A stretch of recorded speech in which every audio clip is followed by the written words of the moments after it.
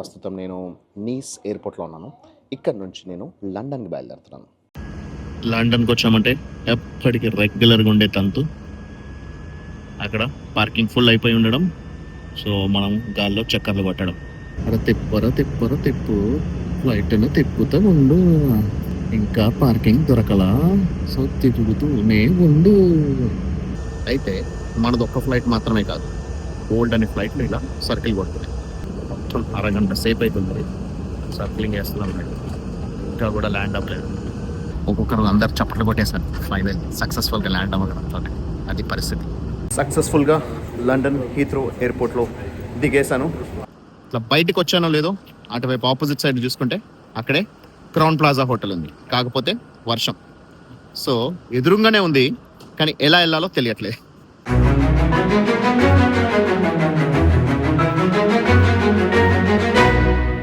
Hi friends, నేను మీ RK. మన ప్రపంచానికి స్వాగతం. ప్రస్తుతం నేను నీస్ ఎయిర్పోర్ట్లో ఉన్నాను. ఇక్కడ నుంచి నేను లండన్కి బయలుదేరుతున్నాను. ఎందుకు అంటే రెండు రీజన్స్కి. ఒకటి, మన యూకే వీసా యాక్టివేట్ చేసుకోవాలి. సో మనం ఎట్లయితే ఇక్కడికి యూరోప్కి, ఫ్రాన్స్కి వచ్చి నా షెంగెన్ వీసా యాక్టివేట్ చేసుకున్నాను, ఇప్పుడు నా యూకే వీసా కూడా యాక్టివేట్ చేసుకోవడానికి కంపల్సరీ మనము ముందు లండన్లో దిగాల్సి ఉంటుంది. ఆ తర్వాత నా యూకే వీసా యాక్టివేట్ అయ్యాక నేను ఐల్ ఆఫ్ మ్యాన్, ఇది మళ్ళీ చిన్న దేశం అనమాట. సో అదొక ఐలాండ్. ఈ ఐలాండ్కి వెళ్ళబోతున్నాను ఇంకో 2 days తర్వాత. ఆ తర్వాత జిబ్రాల్టర్. సో మనం యూరోప్లో ఏవేవైతే చిన్న చిన్న దేశాలు మిస్ అయిపోయామో లాస్ట్ టైము, మనకి వీసా కన్స్ట్రైంట్స్ ఉండి టైం లేక, సో అవన్నీ కూడా ఇప్పుడు నేను కవర్ చేస్తున్నాను అనమాట. సో అలా మనం ఐల్ ఆఫ్ మ్యాన్, ఆ తర్వాత Gibraltar. So isle of man is gonna be the 98th country this year. ఆ తర్వాత Gibraltar is 99 this year. Overall 109. So అతి త్వరలో మనము సెంచరీ కొట్టబోతున్నాం. సో ప్రస్తుతానికైతే లండన్కి వెళ్ళి ఆ తర్వాత యాక్టివేట్ చేసుకున్నాక అక్కడ కొన్ని మీటింగ్స్ ఉన్నాయి, మా చెల్లెల వాళ్ళని కలిసేది ఉంది. ఆ తర్వాత we will head towards isle of man on Monday. France ఫ్లైట్లో ఫ్రాన్స్ నుంచి లండన్ హీత్రో బయలుదేరుతున్నాను. అయితే హీత్రో టర్మినల్ 4 దగ్గర దిగుతాను. దిగిన వెంటనే బయటకు వస్తే క్రౌన్ ప్లాజా హోటల్ ఉందన్నమాట. So just out side the airport. అక్కడ మనం స్టే చేయబోతున్నాం నెక్స్ట్ 3 days.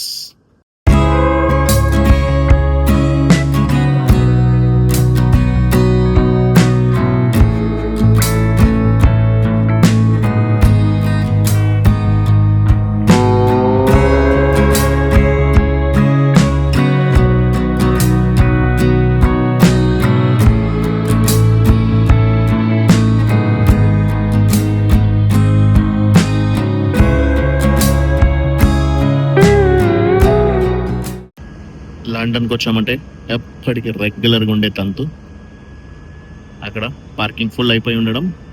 సో మనం గాల్లో చక్కర్లు కొట్టడం. 2007 నుంచి చూస్తున్నాం, ఇప్పటికీ అదే సిచ్యువేషన్.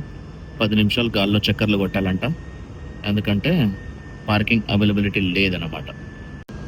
ప్రపంచంలోనే second busiest airport in the world. 1 గంటలో 200 ఫ్లైట్లు ఎగురుతాయి, 200 ఫ్లైట్లు దిగుతాయి. సో అంత బిజీ ఉంటుంది లండన్ హీత్రో ఎయిర్పోర్ట్. అందువల్ల ఎప్పుడు పార్కింగ్ దొరకడం అనేది కష్టమే.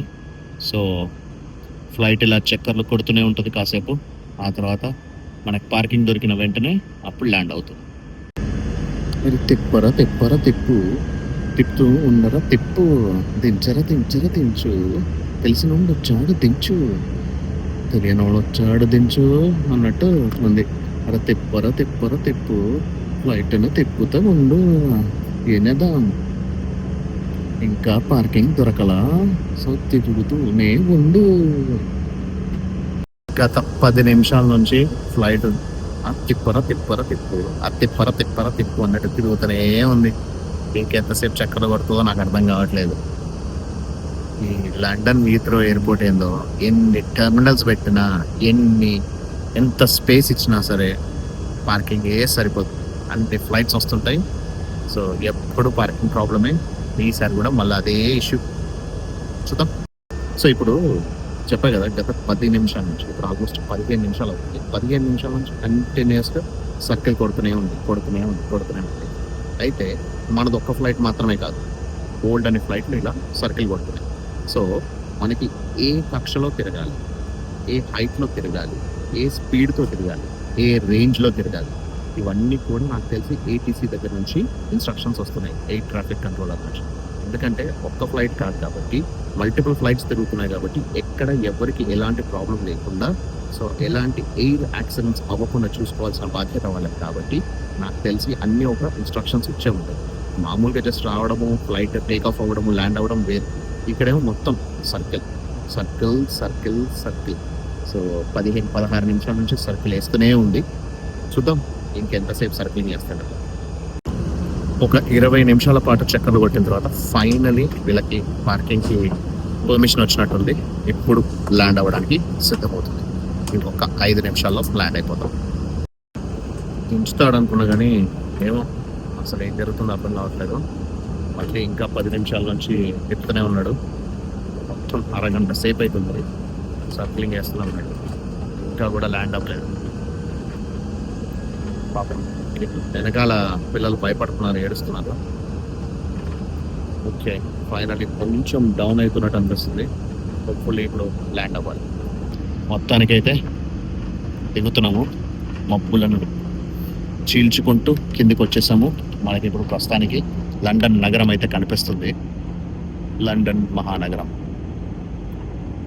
One of my favourite countries in the world. నేను ఇక్కడ ఒక 3 సంవత్సరాల పాటు ఉన్నాను, 2007 నుంచి 2010 వరకు. అందుకని నాకు అఫెక్షన్ అనేది ఎప్పటికీ ఉంటుంది. ఈరోజు ఫ్లైట్ మామూలు జరుకులు ఇస్తలేదు, విపరీతంగా జరుకులు ఇచ్చుకుంటూ పోతుంది. తొందరగా దిగిపోతే బాగుంటుందిరా బాబు అనిపిస్తుంది. సో జరుకుల మీద జరుకులు, జరుకుల మీద జరుకులు. వాతావరణం బాగాలేదనుకుంటా, పార్కింగ్ దొరకడానికి కష్టం. ఆ తర్వాత వాతావరణము అసలు ఎంత వెట్టగా కనిపిస్తుంది చూడండి. మొత్తం లండన్ సిటీ మొత్తం వెట్టగా ఉంది. మొత్తం కంప్లీట్ ఫుల్ వర్షము, విపరీతంగా మంచు కురిసినట్టు అనిపిస్తుంది.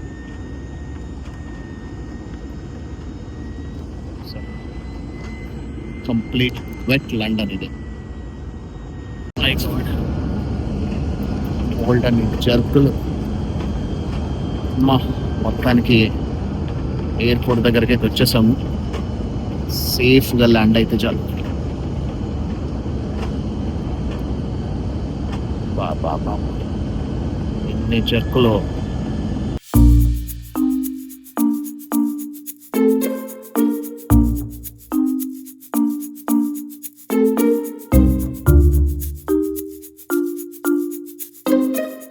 ఈ సంవత్సరం మొత్తంలోనే one of the most turbulent flight అంటే ఇదే అనుకుంటా. ఒక్కొక్కరు అందరు చప్పట్లు కొట్టేశారు ఫైనల్ సక్సెస్ఫుల్గా ల్యాండ్ అవ్వడంతో. అది పరిస్థితి. అంత దారుణమైన జర్క్స్ ఇచ్చింది. లాస్ట్కి కొంచెం ల్యాండ్ అవ్వడానికంటే ముందు కూడా జర్కులు ఇచ్చింది. మోస్ట్ టర్బ్యులెంట్ అన్నమాట. So turbulent weather.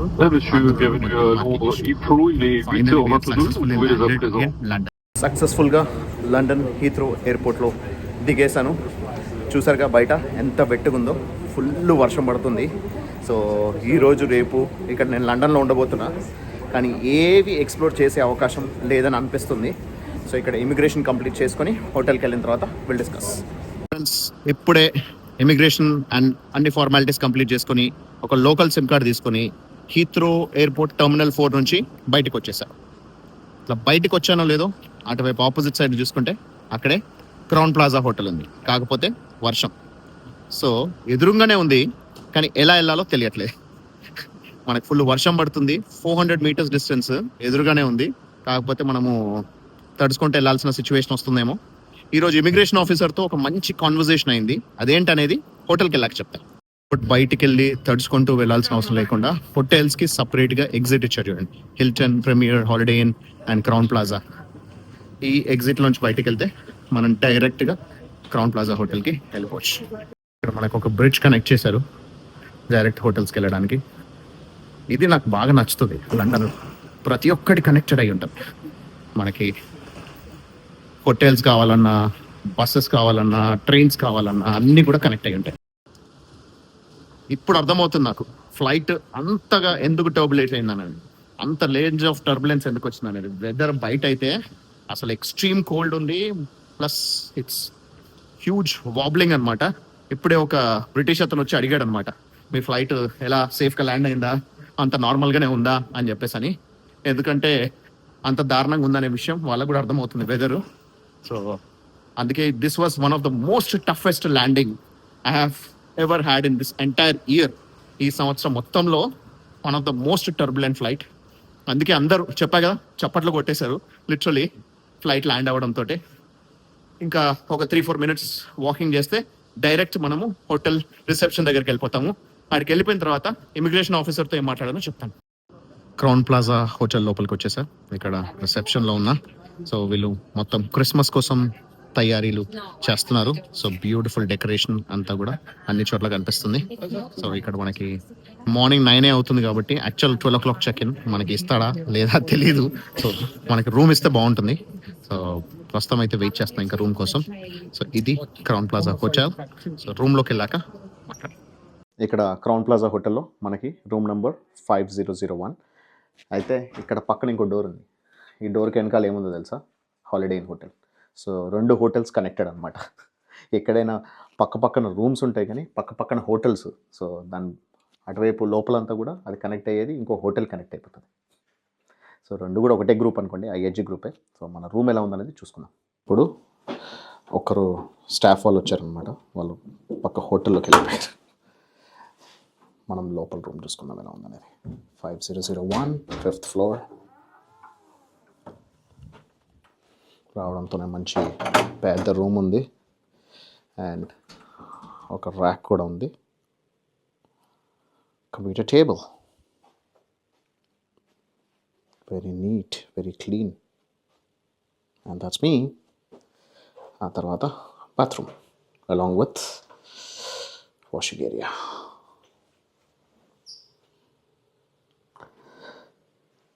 సిచ్యువేషన్ చూస్తే బయట ఇలా ఉంది. టెంపరేచర్ 7 degrees ఉంది కానీ ఫీల్స్ లైక్ -5 అంటే అర్థం చేసుకోవచ్చు ఎంత చల్లగా ఉందనేది. ఎక్స్ట్రీమ్ అమౌంట్ ఆఫ్ కోల్డ్ ఉంది అండ్ వర్షం పడుతూనే ఉంది. ఈరోజు ఒక్కరోజే కాదు, రేపు కూడా 80 to 90% of the chances for rain. ఈరోజు కానీ రేపు కానీ ఎక్కడికైనా వెళ్ళి, అసలు 2 days ఉంటున్నాం లండన్లో, సెంట్రల్ లండన్లో, చూడాల్సిన ప్లేసెస్ అంటే నేను అంతకు ముందు చూసినవి, ఈసారి చూడనివి, ఇంకా మీకు చూపించనివి ఏమైనా ప్లేసెస్ ఉండేటైతే చూద్దాము, ఎక్స్ప్లోర్ చేద్దాం అనుకున్నాం. అండ్ సిచ్యువేషన్ చూస్తున్నారు కదా, full of rain and extreme amount of cold. So ఈ సిచ్యువేషన్లో అసలు బయటికి వెళ్ళే అవకాశమే లేదు. సో అంతే, ఒక్కోసారి మనకి ఏం చేయలేం. So we want to go explore, weather doesn't support, weather doesn't permit, మనం ఏం చేయలేం. సో వీలైతే ఎక్స్ప్లోర్ చేయడానికి చూస్తాను, లేదంటే నాకు ఇక్కడ ఆల్రెడీ ఒక 2-3 మీటింగ్స్ పెట్టుకున్నాను. I'm suppose to be meeting other people. So వాళ్ళని కలిసి, సో అట్లీస్ట్ మనకు ఆ మీటింగ్స్ అనేది కంప్లీట్ చేసేసుకుందాం. అయితే ఈరోజు ఎయిర్పోర్ట్లో ఏం జరిగిందంటే, దాదాపు నాకు ఇమిగ్రేషన్ ఆఫీసర్కి మధ్యలో దాదాపు ఒక 20 minutes ఆఫ్ కాన్వర్జేషన్ జరిగింది. 20 నిమిషాలు. సో 20 నిమిషాల కాన్వర్జేషన్లో, సో మామూలుగా 20 నిమిషాలు అయిందనంటే ఏదో ఇంటరాగేషనో లేకపోతే ఏదో మన పైన అంటే వాళ్ళు మనకి ఎంట్రీ ఇవ్వాలా లేదా అనే క్వశ్చన్ మార్క్ కాదు, అలాంటిది ఏమీ లేదు. జస్ట్ ఒక ఫ్రెండ్లీ డిస్కషన్. సో మన పాస్పోర్ట్ చూడడంతోనే ఆశ్చర్యపోయాడు, ఏంది ఇన్ని స్టాంప్స్ ఉన్నాయి ఏంటి అని. అంటే ఇప్పటికి ఒకే సంవత్సరంలో 108 countries వెళ్తున్నా అని చెప్పేసి అని చెప్పాను అనమాట. సో మరి ఏం చేస్తుంటారు మీరు అని చెప్పేసి అంటే, ఐ హ్యావ్ ఎ బిజినెస్ అని చెప్పాను. సో ఏం బిజినెస్ అని, ఎక్కడుందని, యూఎస్లో ఉంటారా అంటే లేదు ఇండియాలోనే ఉంటాను, ఇండియన్ పాస్పోర్ట్ అని ఎక్స్ప్లెయిన్ చేశాను. సో అవన్నీ ఎక్స్ప్లెయిన్ చేశాను. ఆ తర్వాత ఏ కంట్రీస్కి వెళ్ళాను, ఎక్కడికి వెళ్ళాను. So he was extremely excited. So చాలా ఎక్సైట్ అయిపోయారు. అండ్ అంతేకాకుండా యూకేకి ఫస్ట్ టైమా అని చెప్పేసి అంటే, లేదు యూకేకి ఆల్రెడీ వచ్చాను, ఈ సంవత్సరం కూడా వచ్చాను, 2 సార్లు వచ్చాను, ఇది 3వ సారి రావడము. సో మొన్ననే నేను యూరోప్ వీసా ఎక్స్టెండ్ చేసుకున్నాను, ప్లస్ అట్లాగే యూకే వీసా కూడా ఎక్స్టెండ్ చేసుకొని వచ్చాను అని అంటే, మళ్ళీ ఎందుకు వచ్చారు, ఇప్పుడు మాకు ఆల్రెడీ మీరు వచ్చారు కదా, ఇప్పుడు కౌంట్ అవ్వలేదు కదా అంటే, I'll of man and Gibraltar, ఈ రెండింటికి కనెక్టివిటీ మనకి యూకే నుంచి మాత్రమే ఉంది. సో ఖచ్చితంగా మనం లండన్కి రావాల్సిందే. సో మనకి ఐల్ ఆఫ్ మ్యాన్కి వెళ్ళాలన్నా సరే, లేదా జిబ్రాల్టర్కి వెళ్ళాలన్నా సరే, డైరెక్ట్ ఫ్లైట్స్ ఓన్లీ ఫ్రమ్ మనకి లండన్ నుంచే ఉన్నాయి. అందుకోసం వచ్చారని చెప్పాను. సో అయితే ఒక కనెక్షన్ కోసం మళ్ళీ ఇక్కడ దాకా వచ్చారా అని చెప్పేసి అని, ఆ తర్వాత ఏ హోటల్లో స్టే చేస్తారు, ఎలా ఉంటారు, హాస్టల్లో ఉంటారా, మీ లైఫ్ ఎలా ఉంటుంది, ఏమేమి, ఆయన చాలా ఎక్సైట్ అయిపోయాడు అనమాట. సో ఇలా నేను ఒక ప్యూర్ వెజిటేరియన్ అని తెలిసి, అంతేకాకుండా ఇలా వరల్డ్ ట్రావెల్ చేస్తున్నాం 108 countries అని అంటే, he was extremely excited. So కొంతమంది ఇలా ఎంటర్ప్రైజింగ్ పీపుల్ ఇలా మనకి చాలా సపోర్టివ్గా వీళ్ళు కూడా ఉంటారు. సో ఆల్మోస్ట్ ఇమిగ్రేషన్ ఆఫీసర్లో ఒక 5-6 అందరు గుమిగూడారు అనమాట. అందరు ఎవరు ఎక్కువ వర్క్ ఏం లేనట్టుంది. సో ఈరోజు ఫ్లైట్స్ కూడా సిచ్యువేషన్ చూసారు కదా. సో వెదర్ సపోర్ట్ చేయక చాలా వరకు ఫ్లైట్స్ డిలే లేదా క్యాన్సిల్ అయిపోయి ఉండడం వల్ల సో ఎక్కువ ఖాళీగానే ఉన్నారనమాట. అందరూ చాలా ఎక్సైట్ అయిపోయి వాళ్ళు కూడా మాట్లాడి మన యూట్యూబ్ ఛానల్ ఏంటని తెలుసుకొని ఆర్కే వరల్డ్ ట్రావెలర్ అని చెప్పారంటే అది కూడా తీసుకొని మన విజిటింగ్ కార్డు కూడా తీసుకొని సో ఖచ్చితంగా మిమ్మల్ని ఫాలో అవుతాము చూస్తాము అని చెప్పేసి చాలా ఎక్సైట్ అయ్యారు అనమాట. సో ఇలా మనకు కొన్ని సంఘటనలు జరుగుతుంటే చాలా బాగా అనిపిస్తుంటుంది. ఎందుకంటే మామూలుగా ఇమిగ్రేషన్ ఆఫీసర్స్ అంటే చాలా స్ట్రిక్ట్గా ఉంటారు. సో వాళ్ళు ఏంటంటే అయితే ఎంట్రీ ఇవ్వాలా లేకపోతే వాళ్ళని పంపించేయాలా. సో వాళ్ళు జెన్యూన్ క్యాండిడేట్స్ అయితే ఎంట్రీ ఇస్తారు, లేదు వాళ్ళకి జెన్యూన్ అనిపించకపోయేటైతే రిటర్న్ పంపించిన సందర్భాలు కూడా చాలా ఉంటాయి అన్నమాట. సో అలా ఇమిగ్రేషన్ ఆఫీసర్స్ అంత స్ట్రిక్ట్గా ఉండేవాళ్ళు వాళ్ళు మనతో అంతసేపు టైం స్పెండ్ చేయడం ఏం లేదు. మన పాస్పోర్ట్లో ఉన్న స్టాంప్స్ విలువ ఇంత స్టాంపింగ్ వేయించుకొని సంవత్సరం పొడుగుతో తిరుగుతున్నాం కాబట్టి మన కష్టానికి వాళ్ళు ఇచ్చిన ప్రతిఫలం అనమాట. అలాంటి రెస్పాన్స్ సో నాకు అది మీతో షేర్ చేసుకోవాలనిపించింది. సో ఇంకా వేరే ఏ లొకేషన్స్ ఎక్స్ప్లోర్ చేయగలనో లేదో నాకు తెలియదు. సో ఒకవేళ చేయగలిగితే చూపిస్తాను, లేదంటే ఈ వీడియోని ఇంతటితో ముగిస్తాను. ఉన్నా మరి this is RK signing off. Take care, bye.